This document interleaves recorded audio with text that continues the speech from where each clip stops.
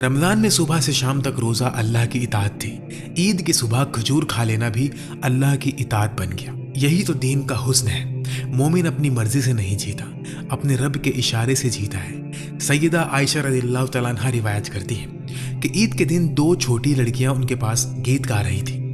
ابو بکر رضی اللہ تعالیٰ عنہ نے منع کیا تو نبی علیہ الصلوۃ والسلام نے فرمایا، ہر قوم کے لیے عید ہوتی ہے اور یہ ہماری عید ہے۔ اس سے معلوم ہوتا ہے کہ عید کے دن شرعی حدود کے اندر خوشی، نرمی اور فرحات کا اظہار جائز ہے۔ مدینہ کے راستوں پر پھر ایک جماعت چلتی ہوگی، گھروں سے لوگ نکل رہے ہوں گے، بچے، بزرگ، جوان، سب کے چہروں پر روشنی، اور سب سے حسین بات یہ کہ عید کسی ایک طبقے کی خوشی نہیں تھی۔ ام عطیہ رضی اللہ تعالیٰ عنہ کی روایت سے معلوم ہوتا ہے کہ نبی علیہ الصلوۃ والسلام نے عورتوں کو بھی عید گاہ آنے کا حکم دیا، حتیٰ کہ جوان لڑکیاں اور وہ عورتیں جو حیض کی حالت میں ہوتی تھیں وہ بھی نکلیں تاکہ مسلمانوں کی دعا اور خیر میں شریک ہوں۔